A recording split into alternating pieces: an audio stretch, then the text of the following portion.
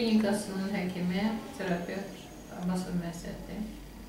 Yay aylarının gəlməsi münasibəti ilə insanlar çalışırlar ki, daha çox havada olsunlar, gün altında qaralsınlar, dənizdə, çimərliklərdə istirahət etsinlər. Xüsusən dənizlərdə istirahət edərkən, ailə birlikdə, uşaqlar, qocalar, yaşlı adamlar dənizdən tam istifadə etmək məqsədi ilə gün altında daha çox olurlar. Bu zaman nəzərə alınmalıdır ki, uzun müddət isti havada, başı açıq surətdə, gün altında qaldıqda onun xeyrindən çox bəzən fəsadları ilə rastlaşmaq olur. Xüsusilə bunu tez-tez biz şamil edirik. Ürək-qan dövranı xəstəlikləri, kronik xəstəlikləri olanlara aiddir. Xüsusilə endokrin xəstəlikləri, şəkərli diabet olan xəstəliklərə aiddir və uşaqlara aiddir. Bu zaman nə baş verir? Uzun müddət baş açıq şəklində olduqda, günün altında qaldıqda, gündə başın belə hallarda gün şüalarının istisi nəticəsində baş beyinə qan axını artır və beynin qan dövranı pozulur. Bu zaman zərər çəkənlərdə zəiflik, ürək bulanma, baş gicəllənmə, güclü baş ağrıları, qulaqlarda kül, təngi nəfəslik, nəbzin tezləşməsi, üşütmə, ürək bulanma və qusma baş verir. Hətta hərarətin 40 dərəcəyə qədər də qalxması baş verir ki, bu öz fəsadları ilə titrətmə, bəzən görürsən yıxıcı olmaların nəticələnə bilir. Bu zaman nə etmək lazımdır? Bu zaman həmin insanları ilkin əlamətlərini hiss etdikdə, yəni gün vurma, bu əlamətlər gün vurma adlanır. Bu əlamətləri hiss etdikdə zərər çəkən tez surətdə kölgəli bir yerə çəkilməli. Ona sərin hava axını verməli, yəni yelpəzlə və ya ventilatorla nə varsa, onunla sərin havanın vurulması. Əgər əynində paltarı varsa, paltarın soyundurduqdan sonra başına, üzünə su vurmaq, başına sərin kompreslər etmək, sərin su ilə kompreslər etmək vacibdir və bir müddət sərin su vermək, çox miqdarda sərin su içirmək lazımdır.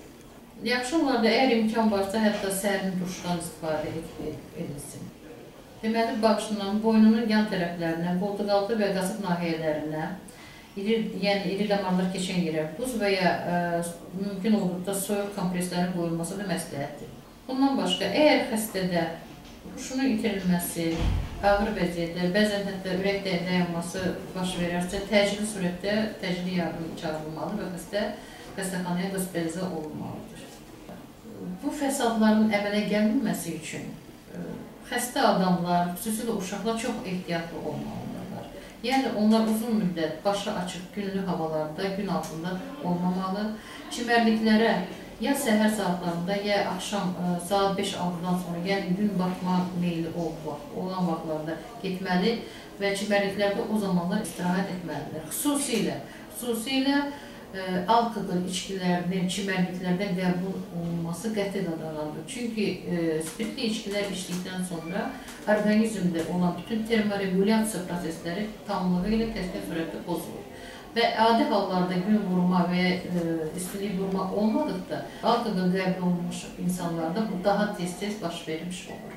Və onlar öz vəziyyətlərini adekvat qiymətləndirə bilmirlər. Yayın isti havalarından normal, özünüzə zərər vermədən istifadə etmək istəyirsinizsə, həkim məsləhətlərinə riayət edin.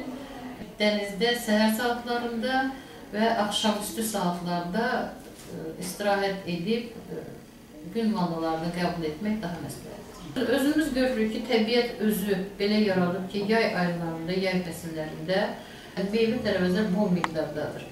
Və isti havalarda insan enerjini daha az miqdarda itirdiyi üçün, yəni özünü qızdırmaq lazım olmadığı üçün, enerji az verən qida məhsullarını istifadə etmək daha məsləhətdir. Bol miqdarda tərəvəzlərdən, meyvələrdən, süd və qatıq məhsullarından, əlbəttə ki, yağlı olmayan qatıqlardan istifadə eləmək, salatlardan istifadə etmək məsləhətdir. Ət məhsullarından ən yüngüllərindən toyuq, yağsız dana əti, mal ətindən istifadə etmək daha məsləhətdir.